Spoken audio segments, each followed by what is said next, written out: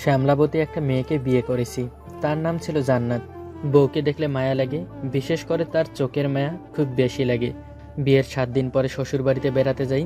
সেখানে 2 দিন থাকার পর আবার নিজের বাড়িতে আসি। বাড়িতে আসলে জান্নাত আমাকে নিজের হাতে লেখা একটা ডায়েরি পড়তে দেয়।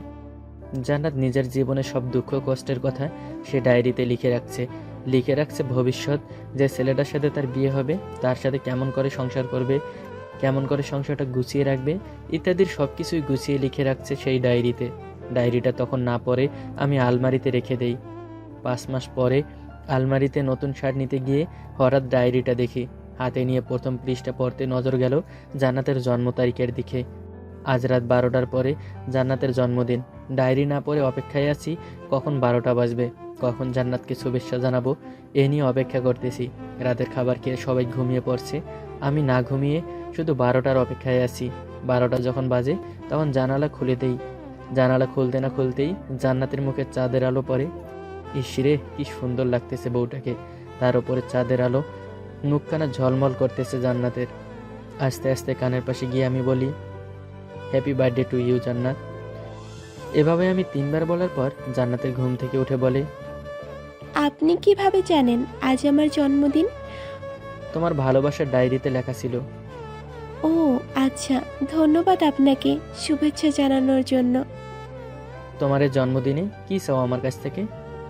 কিছুই না, শুধু আপনি আমার হাত ধরে মৃত্যুর আগ পর্যন্ত থাকলেই হবে। চলুন 2 রাকাত নফল নামাজ পড়ি এই দিনে।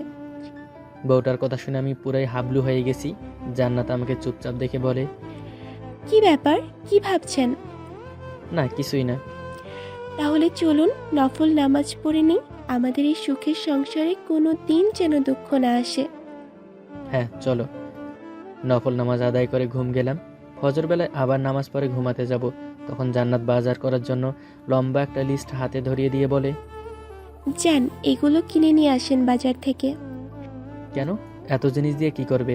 তাছাড়া আজকে পরিবারের সবাই বাহিরে খাবো, নাচবো, গাইবো, বন্ধুরা সবাই মিলে। আজকে তোমার জন্মদিন বলে কথা। জানি, তবে এগুলো কিছুই করতে হবে না। তুমি বাজার থেকে এগুলো কিনে নিয়ে আসো, আমি নিজের হাতে রান্না করে আজ আমার মেহমানদেরকে খাওয়াবো আমার জন্মদিনের উদ্দেশ্যে। বউটার কথা শুনে সত্যি খুব মায়া লাগছে। খুব ইচ্ছা করছিল জড়িয়ে ধরে বলার খুব ইচ্ছা ছিল, তোমাকে বিয়ে করে আমি খুব খুশি, তুমি আমার ঘরের এক টুকরো জান্নাত। তবে জান্নাতকে কিছুই বলিনি। বাজারে গিয়ে সব জিনিস কিনে তাড়াতাড়ি বাড়িতে ফিরতে হলো। জান্নাত নিজের হাতে রান্না করে সব কিছু রেডি করে রাখছে। দুপুর 12টা যখন বাজে তখন আমি জান্নাতকে বলি, কোথায় তোমার মেহমান? তাদের দাওয়াত দেওয়া হয়েছে, কিছুক্ষণ পরে আসবে। কে দাওয়াত দিয়েছে? আম্মা দিয়েছে। কাকে দাওয়াত দিয়েছে? আহারে, এত কথা বলো কেন? দুপুর 2টা বাজলে দেখবে। দুপুর যখন 2টা বাজে বাড়ির উঠান থেকে দেখতেছি পাশের গ্রামের এতিমখানার 15 জন ছেলে পাঞ্জাবি গায়ে দিয়ে, মাথায় টুপি দিয়ে আমাদের বাড়িতে আসতেছে। বুঝতে আর দেরি হলো না আমার জান্নাতের মেহমান কারা। জান্নাত নিজের হাতে সবার প্লেটে ভাত তুলে দেয়। বাচ্চাগুলো বিসমিল্লাহ বলে কি সুন্দর করে লোকমা করে খাচ্ছে। পাশ থেকে মা বলে, বৌমা ওই হুজুরকে ভাত দাও। বাচ্চাটা যখন হুজুর ডাকটা শুনে কি সুন্দর একটা মুচকি হাসি দিয়েছে, যা কোটি টাকা সমান। সবাই খেয়ে এরপর 2 হাত ওপর করে দোয়া করে আবার এতিমখানায় চলে যায়। জান্নাত সব কিছু শেষে আমাকে বলে, আলহামদুলিল্লাহ, সব কিছু ঠিকঠাক হয়েছে আর আমার মনের আশাও পূরণ হয়েছে, যা শুধু তোমার জন্য সফল হয়েছে। তোমাকে এতগুলি ভালোবাসা আর ধন্যবাদ দিলাম, সব নিয়ে নাও। ধন্যবাদ আমাকে কেন? আমি তো তোমাকে দিব এমন একটা পার্টি দেওয়ার জন্য, যা হচ্ছে জীবনের স্মরণীয় পার্টি, প্রতি বছর মনে থাকবে। ধন্যবাদ লাগবে না, তুমি শুধু আমার পাশে থাকলেই হবে। কি, থাকবে না? হ্যাঁ অবশ্যই, তোমাকে ছাড়া তো আমি নিঃশ্বাস নিতেও এখন কষ্ট হবে। আচ্ছা ঠিক আছে, এখন খেতে এসো। আজ আমার জন্মদিন, তুমি নিজে হাতে আমাকে খাইয়ে দিবে। কি, দিবে না? হ্যাঁ অবশ্যই খেয়ে দিব। তাহলে চলো। এই গল্পটা কাল্পনিক, তবে এমন করে হয়তো কারো জীবন গড়ছে বলে মনে হয় না। হয়তো ভিন্ন রকমভাবে গড়তে পারে, হয়তো বা এমনভাবেও করতে পারে। কিন্তু জান্নাতের মতো আমি অনেক মেয়েকে দেখছি যারা বিশেষ কোনো দিনে নিজের হাতে রান্না করে এতিম বাচ্চাদের দাওয়াত করে খাওয়াতে। এমন মেয়েগুলোকে আমার অন্তরের গভীর থেকে সবসময় ভালোবাসা ও সালাম রইল। গল্পটি কেমন লাগলো কমেন্টে জানিয়ে দিয়েন। ধন্যবাদ সবাইকে।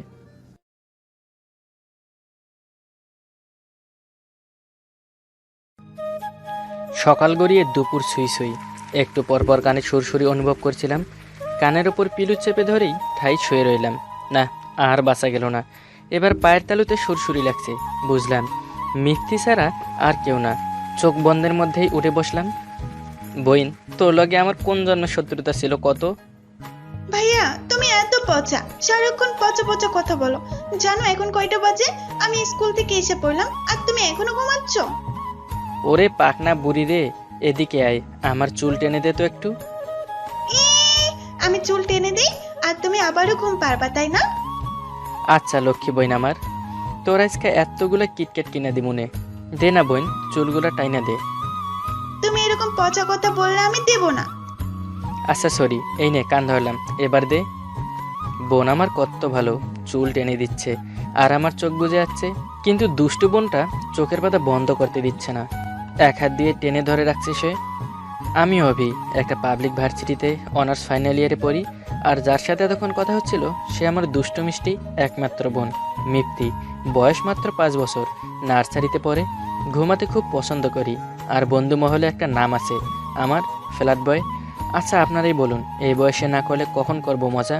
সব সুন্দরী মেয়েদেরকে ভালোবাসতে মন চায়, এতে আমার কি দোষ? গ্রামে থাকায় তেমন ভার্সিটিতে যাওয়া হয় না, আর যাদের জন্য যাওয়া তারা তো আমার কন্ট্যাক্ট লিস্টেই আছেই।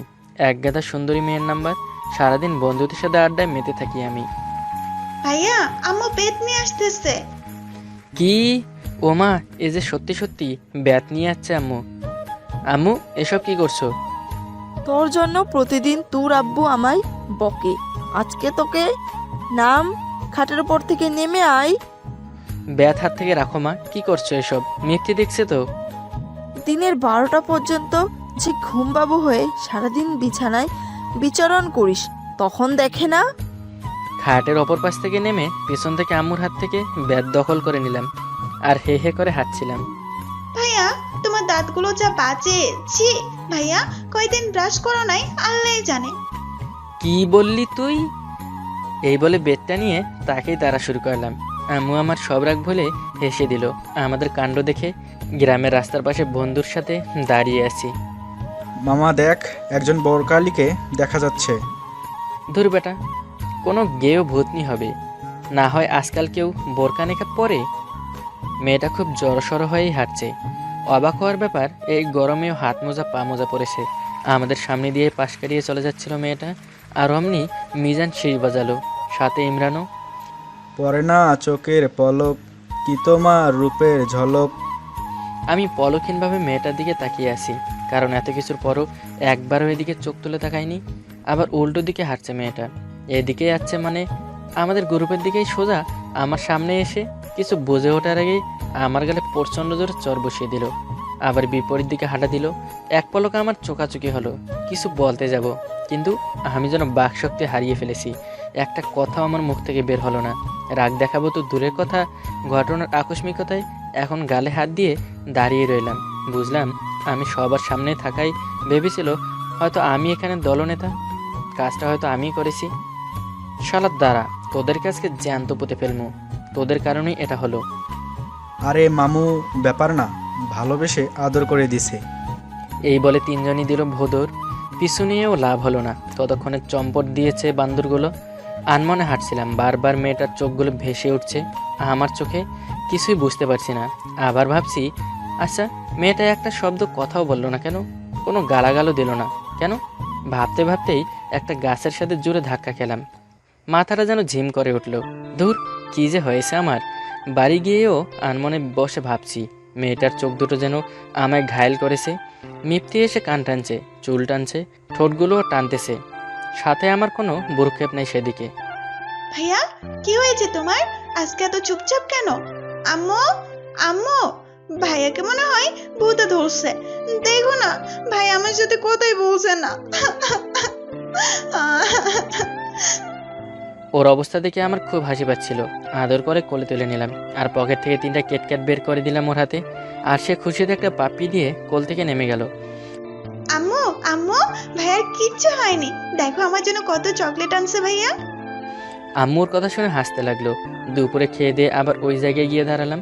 মেয়েটাকে যেতে হলে এই রাস্তা দিয়েই যেতে হবে, প্রায় 2 ঘন্টা ধরে বসে আছি এই জায়গায়। একবার বসি আবার উঠি, না আর অপেক্ষা করা যাচ্ছে না, পাও ব্যথা করছে। চলে যাওয়ার চিন্তা করতেই দেখি মেয়েটা আসছে, নিচের দিকে তাকিয়ে হেঁটেই চলেছে। আমি মনে মনে দোয়া করছি যাতে একবার এদিকে তাকায়। পলক ফেলছি না, পলক ফেললেই মনে হচ্ছে ওর চাহনিটা মিস করবো, তাই যাই চেয়েছিলাম মনে মনে। মাত্র কয়েক সেকেন্ডের জন্য তাকালো এদিকে, তাতেই আমার হার্টবিট ফাস্ট হয়ে গেল। এবার আরও ভয়ার্থ পায়ে মেয়েটা গুটিসুটি হয়ে হাঁটছে। আমি আবারও বাকরুদ্ধ হয়ে দাঁড়িয়ে রইলাম, মুখ দিয়ে কোনো শব্দই বের হতে চাইছে না। মেয়েটা চলে গেল। যাক বাবা, আমি কি হয়ে গেলাম? এত এত মেয়েদের সাথে কথা বলে যাচ্ছি, কিন্তু এই মেয়ের বেলায় কেন এত কনফিউশন হচ্ছে কিছুই বুঝলাম না। নিজের মাথায় নিজেই চড় দিলাম। কিরে মামু, ফোন দিতাছি, ফোন ধরিস না কেন? আর এইখানে একা দাঁড়িয়ে কোন মায়াবতীরে দেখিস? দোস্ত, আমি মনে হয় প্রেমে পড়ে গেছি। আহা হা হা, এ আর নতুন কি? এই পর্যন্ত লাখের ওপরে ক্রাশ খেয়েছিস আর হাজারের ওপরে প্রেম করেছিস, সেটা আর বলতে হয়? খসে একটা চড় দিলাম ইমরানের গালে। শালা সিরিয়াস কথায় মজা নিস, গণেশের বাচ্চা। দুজন বেকুব বনে হা হয়ে দাঁড়িয়ে আছে আমার দিকে। মাম্মু, একটা চিমটি দে দেহি। উফ, ওই তুই আমার চিমটালি কেন, হারামি? শালার বাস্তবে ফিরাই আনতে আর একটা চর মারতে হইল। আমি সত্যি মেয়েটার চোখের প্রেমে পড়ছি। এই পর্যন্ত মিম, মৌমিতা, ফারিয়া আরও বেশ কয়েকজন ফোন দিয়েছে, কিন্তু আমার কথা বলার ধরন দেখে নিজে থেকে এই লাইন কেটে দিয়েছে। বুঝতে পারছি না, আমার কিচ্ছু ভালো লাগছে না। শুধু সময় গুনছি কখন সকাল হবে। মেয়েটার কয়েক সেকেন্ডের পলক তাকানোটাকে দেখার জন্য সারাক্ষণ বেকুল হয়ে থাকি। এভাবে বেশ কিছুদিন কেটে যায়। এখনও একটা শব্দ কথাও হয়নি মেয়েটার সাথে। প্রতিবার কিছু বলতে চেয়েও পারি না, এতটুকু সাহস হয় না। একদিন সকাল থেকেই প্র্যাকটিস করে যাচ্ছি কিভাবে মেয়েটাকে ডাকা যায়, পারলাম না। বিকালেও গিয়ে দাঁড়ালাম, আমাকে আজকে কথা বলতেই হবে। মেয়েটা যখন আমার এক হাত দূরত্বে অবস্থান করছে তখনই, শোনেন, এইটুকু বলতেই আমার হার্টবিট স্টপ হয়ে গেল। এক মুহূর্তের জন্য থমকে দাঁড়ালো মেয়েটা। নিচের দিকে তাকিয়েই খুব নিচু স্বরে বলল, বলুন। একটু সাহস পেয়ে বললাম, আপনার নামটা জানতে পারি? দেখুন, এভাবে রাস্তার ধারে দাঁড়িয়ে থাকা কোনো সুপুরুষের কাজ নয়। এভাবে কথা বলতে কেউ দেখলে অনেকে খারাপ ভাববে। এই বলে মেয়েটা হাঁটা শুরু করলো। আমি অনেকটা উঁচু গলায় বললাম, ঠিক আছে, আমি আর দাঁড়াবো না, কিন্তু নামটা? সারা। আমি তো খুশিতে আত্মহারা হয়ে পড়ি। যতটা সুন্দর চোখ, তার চেয়ে সুন্দর ওর কণ্ঠটা, তেমনই নামটাও। সত্যি আমি পাগলই হয়ে যাব মনে হয়। আমার মেয়েটাকে চাই।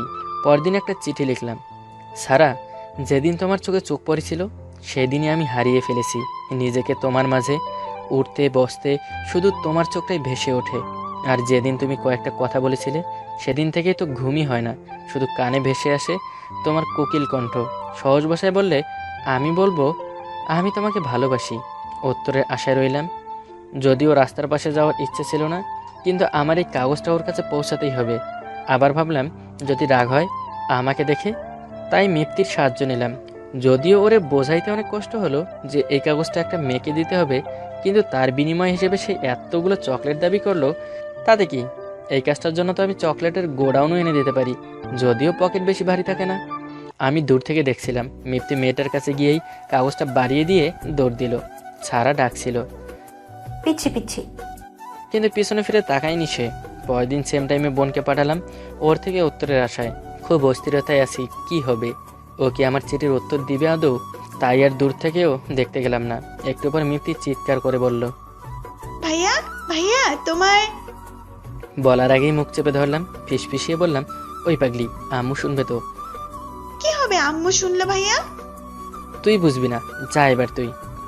কাগজটা খুলতে খুব ভয় করছে, বুকে থক্কু দিয়ে নিলাম। কাগজটা খুললাম, দুরু বুকে পড়তে লাগলাম। দেখুন, প্রেম ভালোবাসা হারাম।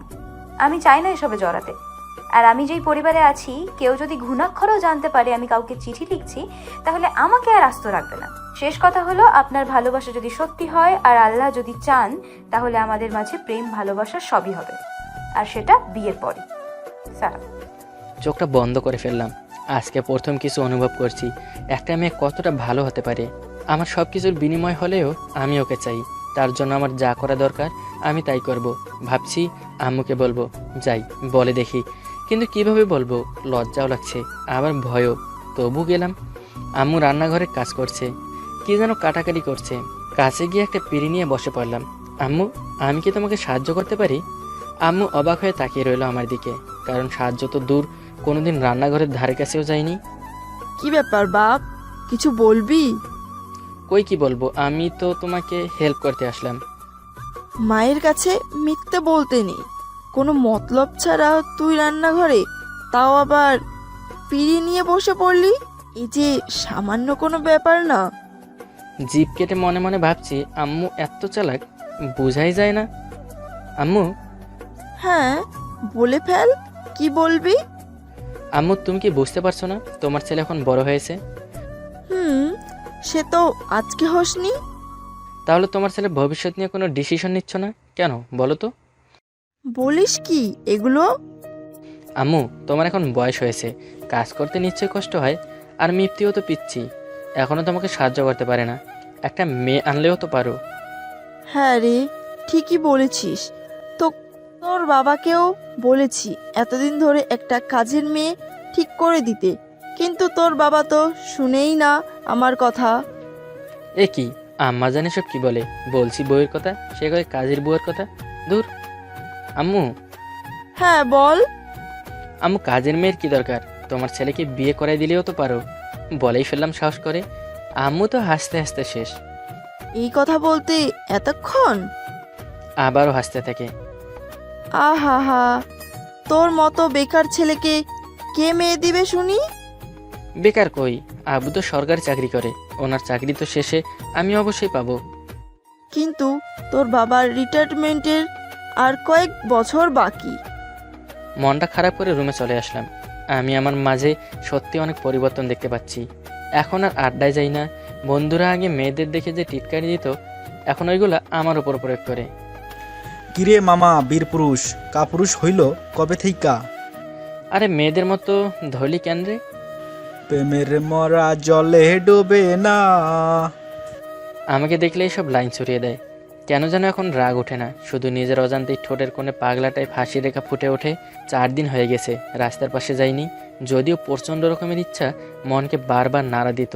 মন বলতো যা সারাকে দেখে আয়, বিবেক বলতো যাবি না, তোকে দেখলে সারা রাগ করবে। খুব অসহায় লাগছে নিজেকে। এ কয়দিন না, আর মানতে পারবো না ওর কথা। আমাকে ওর সাথে আরেকটিবার কথা বলতেই হবে, যে কোনোভাবেই, না হয় নির্ঘাত আমি পাগল হয়ে যাব। অনেক দ্বিধাদ্বন্দ্বের মধ্য দিয়ে গেলাম। বিকেলের টাইমে একটু পর সারাকে দেখা গেল। পথের মাঝখানটায় দাঁড়িয়ে রইলাম। আজব মেয়ে, নিচের দিকে তাকিয়ে হেঁটে চলেছে, একবারও এদিক ওদিক তাকানোর প্রয়োজন বোধ করছে না। আর কি, হাঁটতে হাঁটতে আমার সাথে ধাক্কা খেলো। আমি ইচ্ছে করেই সরে যাইনি। ও পুরো ভূত দেখার মতো চমকে উঠে দ্রুত পিছনে সরে গেল। আমি দুঃখিত সারা, তোমার কথা রাখতে পারিনি। কিভাবে রাখবো? এই কয়দিন তোমাকে দেখতে না পেয়ে এতটা কষ্টে ছিলাম, তুমি জানো। এসব পাগলামি নয় কি? আপনি দেখেননি কোনোদিন? এমনও তো হতে পারে আমি দেখতে কুৎসিত। তুমি যেমনটাই হও, আমার কিচ্ছু যায় আসে না। দয়া করে আমাকে গ্রহণ করে নাও। চোখ বলে দিচ্ছে, ও হাসছে, যেটাকে তিরস্কারের হাসিই বলা চলে। আপনার যদি ইচ্ছে হয় তাহলে আমার পরিবারের সাথে যোগাযোগ করতে পারেন, আর যদি পারেন অন্তত 5 ওয়াক্ত নামাজ আদায় করার চেষ্টা করবেন। আল্লাহর কাছে মন থেকে কিছু চাইলে তিনি কখনোই ফিরিয়ে দেবেন না, এটা আমার বিশ্বাস। আমাকে যেতে হবে, কেউ দেখলে কেলেঙ্কারি হয়ে যাবে। কোন ঘরের মধ্যে ছিলাম আমি জানি না, আমি পেছন দিক থেকে হুট করে ওর হাত ধরে ফেললাম। ও যেন কাউকে খুন করতে দেখছে এমনভাবে ভয়ার্ত দৃষ্টিতে তাকালো আমার দিকে। সারা প্লিজ আমাকে গ্রহণ করে নাও, না হয় আমি সত্যি মারা যাব প্লিজ। কখন যে চোখের কোণে পানি এসে জমা হয়েছে বুঝতেই পারিনি। ও ঝাঁকি দিয়ে হাতটা সারিয়ে নিয়ে অনেকটা দৌড়ে গতিতে হাঁটতে লাগলো। হঠাৎ আমার চোখ আটকে গেল কোনো এক আগন্তুকের ওপর। খুব কড়া নজর দিয়ে তাকিয়ে রইল এদিকে। সারা নিশ্চয়ই ওনাকে দেখে হাত ছাড়িয়ে নিয়েছে। তার মানে উনি কি তাহলে সারার হাত ধরা অবস্থায় আমাদের দেখে ফেলেছে? উনি কি সারার আপন কেউ? এটা মনে আসতেই বুকের ভেতর জোরে ধাক্কা লাগলো। যদি তাই হয়, হায় আল্লাহ, আমি এটা কি করলাম? এসব ভাবছি আর অস্থিরতা এদিক ওদিক হাঁটাহাঁটি করছি। সেদিনটা কোনোভাবে কাটালাম, সারা রাত ঘুমাতে পারিনি। এভাবে প্রথমবারের মতো নির্ঘুম রাত কাটিয়ে সকাল হতেই রাস্তার পাশে দাঁড়িয়ে রইলাম। অজানা আশঙ্কায় বুকটা বারবার কেঁপে উঠছে। এক এক মিনিট যেন এক এক ঘন্টার মতো লাগছে। দেখতে দেখতে 11টা বেজে গেছে, সারা আসলো না। একবার ভাবি ওর কোনো বিপদ হলো না তো, আবার নিজেকে সান্ত্বনা দেই, হয়তো কোনো কারণে আসেনি, হয়তো মাদ্রাসা বন্ধ হয়ে গেছে। এসব অগোছালো চিন্তা ভাবনা নিয়ে 1 দিন 2 দিন প্রতিদিন এভাবে ঘন্টার পর ঘন্টা বিরতিহীনভাবে অপেক্ষা করে যাচ্ছি। কিন্তু অপেক্ষাই রয়ে গেল। ছাড়া আর আসলোই না। আমার মনের অবস্থা পাগল হতে চললো ইদানিং। দিন দিন আমার অবস্থা খুব খারাপ হচ্ছে। ইদানিং সব কিছুই বিস্বাদ লাগে, খাইতে, ঘুমাইতে, কারোর সাথে কথা বলতে। এভাবেই মাস কয়েক কেটে যায়। প্রায় ভুলতে বসেছি সারাকে। আজকে কেন জানি সারাকে দেখার প্রচণ্ড ইচ্ছা মাথা ঝাড়া দিয়ে উঠেছে, কিন্তু ওকে পাবো কই? নীরবে বসে ওর কথা ভাবতে গিয়ে হঠাৎ মনে পড়লো ওর বলা একটা কথা, আল্লাহর কাছে মন থেকে কিছু চাইলে উনি কখনোই ফিরিয়ে দেন না। নতুন আশায় বুক বেঁধে সেদিন থেকে নামাজ পড়া আরম্ভ করলাম। যেদিন প্রথম মসজিদে যাই, গিয়ে সকালে নামাজ আদায় করলাম, মনের মধ্যে খুব প্রশান্তির ছোঁয়া পেলাম। যখন নামাজ পড়া শেষ হলো, মনে হচ্ছিল এতদিন আমার নিঃশ্বাসও দূষিত ছিল, নিজেকে এতটাই হালকা লাগছিল। আমার মনে হচ্ছে আমি আবারও নতুন জীবন ফিরে পেয়েছি। আব্বু আম্মু বেশ অবাকই হয়েছেন আমার এই পরিবর্তন দেখে, কারণ আমি নামাজ তো দূরের কথা, জুম্মার নামাজও পড়তাম না। তবে বুঝতে পারি যে ওনারা খুব খুশি। বছর কেটে গেল, ছাড়ার আর দেখা মিলল না। অনেক খোঁজ নেওয়ার চেষ্টা করেছি, কিন্তু কেউই কোনো ইনফরমেশন দিতে পারলো না। আমি নিজের ওপর নিজে অবাক হই। কেন যেন নিরাশ হওয়ার ব্যাপারটা আর আমার মাঝে বিরাজ করে না। মন শুধু একটা কথাই বলে, ধৈর্যের ফল মিষ্টি হয়। আব্বু রিটায়ারমেন্ট, আমার চাকরিতে জয়েন, সব মিলিয়ে নিজেকে কিছুটা গুছিয়ে নিলাম। একদিন বিকাল 4টায় আমি অফিস ছুটির পর বের হলাম। বাইরে বেশ দমকা হাওয়া বইছে, সাথে বৃষ্টি থামার অপেক্ষায় দাঁড়িয়ে আছি। বোরকা পরিহিত একটা মেয়ে, সাথে 9-10 বছরের একটা ছেলে রাস্তার ওই পাশে একটা ডাক্তারের চেম্বারে ঢুকছে। দেখেই বুকে বড় সড়ো ধাক্কা খেলাম। কেন যেন মন বলছে ওই আমার ছাড়া। বুকে হাত রেখে আল্লাহকে স্মরণ করছি, আল্লাহ যেন এটাই হয় আমার কাঙ্ক্ষিত মানুষটি। বৃষ্টিকে অপেক্ষা করে রাস্তা পার হলাম। ভেতরে উকি দিতেই থমকে গেলাম। এই সেই চোখ যাকে আমি খুঁজে বেড়াচ্ছি। আমি 1.5 বছর যাবত নিজেকে শান্ত রেখেই ভেতরে ঢুকে পড়লাম। আশেপাশে কয়েকজন রোগী, এদের মাঝে কিভাবে কথা বলবো? আবার বের হয়ে আসলাম। ওর বেরিয়ে আসার অপেক্ষায় দাঁড়িয়ে আছি। হায় রে কপাল, সময় যেন ফুরাতেই চায় না। বৃষ্টি থেমে গেছে ততক্ষণে। বেশ কিছুক্ষণ পর ও বের হলো। বুকে থুতু দিয়ে এগিয়ে গেলাম। সারা? জি, কিন্তু আপনি? আমাকে চিনতে পারছো না? আমি অভি। কোন অভি? সরি, আমি অভি নামের কাউকে চিনি না। এই বলে পাশ কাটিয়ে চলে গেল। কথাটা শুনেই বুকে জোরে ধাক্কা লাগলো। তবুও নিজেকে সামলে নিয়ে ওদের পিছু নিলাম। ওদের মাঝে অনেকটা দূরত্ব রেখে হাঁটতে লাগলাম। যখন দেখলাম আশেপাশে কোনো মানুষ দেখা যাচ্ছে না, সাহস করে দ্রুত হেঁটে ওর সামনে গিয়ে দাঁড়ালাম। সারা, প্লিজ একটু শোনো। আর কি চান আপনি? আমার জীবনটাই তো নষ্ট করে দিয়েছেন আপনি। সেদিন আপনি আমার হাত ধরেছেন, মামা দেখে ফেলেছেন, সেই থেকে আমার লেখাপড়াই বন্ধ করে দিয়েছেন ওনারা। আমি সত্যিই দুঃখিত। আমি অপরাধী তোমার কাছে। সব কিছুর জন্য আমিই দায়ী মানছি। আমাকে কি ক্ষমা করা যায় না?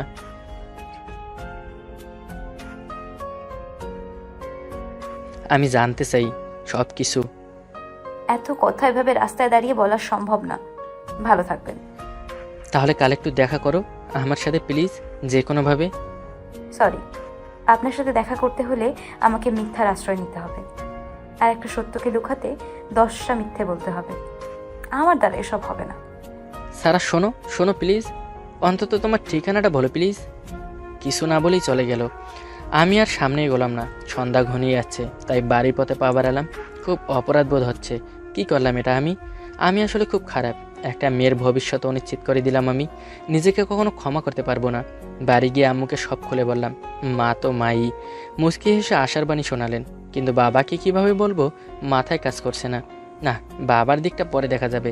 ভাবছি কালকে নিজে যাব একবার ওদের বাড়ি। রাতে কিছু নফল নামাজ মানত করে পড়লাম। পরদিন অফিস থেকে বেরিয়ে ওদের বাড়ির দিকে রওনা হলাম। যদিও জানি না নির্দিষ্ট কোন জায়গায় ওদের ঘর, খুঁজতেও বেশ বেগ পেতে হলো। বেড়ায় ঘেরা ছোটোখাটো একটা ঘর। একজন মধ্যবয়স্ক লোক বসে আছে খাটে। আসসালামু আলাইকুম। ওয়ালাইকুম সালাম। আমি অভি। আমি আপনার সাথে একটু কথা বলতে চাই। যদি এখানে কথা বলতে না পারেন তাহলে আমরা অন্য কোথাও গিয়ে কথা বলি। উনি কিছু না বলেই ঘর থেকে বেরিয়ে আসলেন। হাঁটতে হাঁটতে আমি কথা বলা শুরু করলাম। আমি কি জানতে পারি সারার সাথে কি ঘটেছিল? আমি একটা সরকারি স্কুলে সহকারী শিক্ষক হিসেবে কাজ করি। যা বেতন পাই 5 জনের একটা পরিবারের চাহিদার তুলনায় খুব কম। দাখিল পরীক্ষায় বেশ ভালো রেজাল্ট করেছিল সারা, কিন্তু আমার সামর্থ্য না থাকায় সিদ্ধান্ত নেই ওকে আর পড়াবো না। কিন্তু ওর মামা নিজেই আমাকে বুঝিয়ে ওকে নিয়ে যায় আর ওখানে একটা মহিলা মাদ্রাসায় আলিমে ভর্তি করায়। কিন্তু 3 মাস পার না হতেই ওর মামা ওকে নিয়ে আসে। সারা নাকি খারাপ হয়ে গেছে, ও নাকি কোনো এক ছেলের সাথে। কি বলবো ভেবে পাচ্ছিলাম না আমি। নিজেকে সামলে নিয়ে উনি আবার বলতে থাকেন, সারাকে দেখতে আসে কয়েকটা পরিবার, কিন্তু আমার মেয়ে নাকি গেও, আনস্মার্ট। দুনিয়ার জড়তা আর অপরাধবোধ সব কিছু নিয়েই বলে ফেললাম। আঙ্কেল, আমি সারাকে বিয়ে করতে চাই। উনি আমার মুখের দিকে তাকিয়ে আছেন। ওনার হাতটা আমার হাতে নিয়ে বললাম, আমার সর্বোচ্চ চেষ্টা দিয়ে সারাকে খুশি করার চেষ্টা করব। আপনি আমার উপর ভরসা রাখতে পারেন, ওপরে আল্লাহর ওপর। উনি হয়তো এখনও ঘোরের মধ্যে আছেন, কোনো কথা বলছেন না। আমি আবার বললাম, আমি অতি সত্বর আমার পরিবারকে নিয়ে আসব।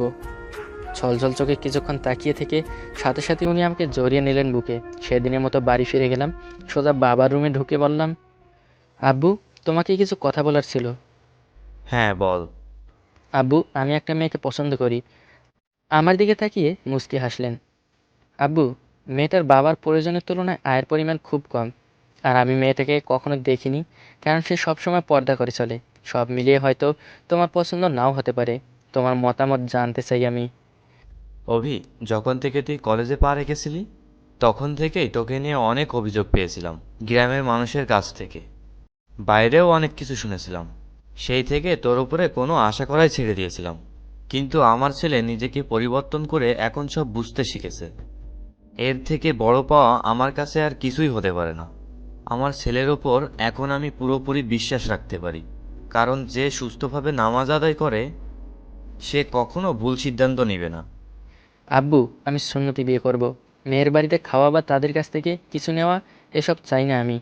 তোমার কোনো আপত্তি আছে? এদিকে আয় অভি। অনেক স্নেহ ভরে মাথায় হাত বুলিয়ে দিলেন আর বললেন, তুই যেভাবে চাস সেভাবেই হবে। আমার এতটা ভালো লাগা কাজ করছিল, তাড়াতাড়ি রুমে চলে আসলাম। সব কিছু স্বপ্নের মতো লাগছে আমার। মনটা পাগল পাগল হয়ে গেছে খুশিতে। বিয়েটা ঠিক হয়েই গেল। আব্বু আমাকে বলেছিল মেয়েকে দেখতে চাই কিনা, এখান থেকে কথা বলতে চাই কিনা।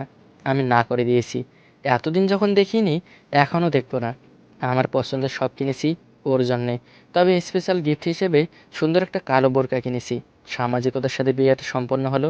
পাড়া প্রতিবেশী আর বন্ধু মহলের কয়েকজনকে দাওয়াত করেছি। আম্মু, মিফতি ওরা নতুন বউকে নিয়ে মেতেছে। পাড়াপড়শি সবাই এসেছে। বন্ধুরাও ভাবিকে এক পলক দেখতে অস্থির। যেহেতু ধুমধাম করে কোনো অনুষ্ঠান করিনি, তার উপর বোরকা পরা অবস্থায় সারাকে আনা হয়েছে। ওদেরকে শান্তভাবে বোঝালাম, তোদের ভাবির পারমিশন নিয়ে দেখতে পারলে দেখ গিয়ে। শালা ন্যাকামো করিস না। পারমিশন তুই নিবি নাকি আমরা নিব? ওই বেড়া, আমি নিজেই তো দেখিনি ওকে। সবাই অবাক হয়ে একজনের মুখের দিকে একজন তাকাচ্ছে। মনে হলো আমি ওদেরকে জোক শোনাচ্ছি। হো হো করে হেসে উঠল সবাই। হাসিস না দোস্ত, সত্যি আমি ওকে দেখিনি। ঠিক আছে, তাহলে আজকে আমরাও ভাবিকে দেখছি না। যেদিন পারমিশন দিবে সেই দিন বলিস। এত ভালো হলি কবে থেকে? বুঝতে হবে না কার বন্ধু। অনেকদিন পর সবাই একসাথে হলাম, তাই আড্ডা দিতে দিতে রাত 12টা বেজে গেছে। সবাইকে বিদায় দিয়ে রুমে ঢুকলাম। খুব সুন্দর করে সাজানো হয়েছে ঘরটা। অপেক্ষা করতে করতে মেয়েটা ঘুমায় গেছে, তাও আবার ইয়া লম্বা ঘুমটা পড়েই। এই মেয়ে পারেও বটে। মনটা খুব অস্থির হয়ে আছে ওকে দেখার জন্য। লাইটটা অফ করে দিলাম। একটা মোমবাতি জ্বালিয়ে দিলাম ঘরের এক কোণে। জানালা খুলে দিতেই চাঁদের আলোয় ঘরটা ভরে গেল। ধীর পায়ে বিছানায় বসলাম। সাবধানে ওনার কিছু অংশ উপরে উঠালাম। এ কি দেখছি আমি? এ যেন একটা ঘুমন্ত পরী। যেন বেহেশতের হুর নেমে এসেছে আমার ঘরে। শ্যামবর্ণের হুর পরী। এ যেন আমার কল্পনার চাইতেও হাজার গুণ বেশি সুন্দর। আমি মুগ্ধ হয়ে এক দৃষ্টিতে তাকিয়ে আছি। গভীর ঘুমে অচেতন ছাড়া চাঁদের আলোয় যেন ওর সৌন্দর্যকে দ্বিগুণ করে দিয়েছে। এ তো নিষ্পাপ একটা চেহারা। ঘুমটা আর ভাঙালাম না। থাক, না ঘুমিয়েই থাক মেয়েটা। এখন তো আর হারানোর ভয় নেই। আজকে আমার পরীটাকে দেখব। আমি সারা রাত দু চোখ ভরে দেখব। এতদিন এই তৃষ্ণাত চোখে যে এই সময়টার অপেক্ষাই ছিল। আপাতত আপনারা বিদায় হন। দেখা হবে নতুন কোনো গল্প নিয়ে সামনের কোনো দিনে। ধন্যবাদ সবাইকে।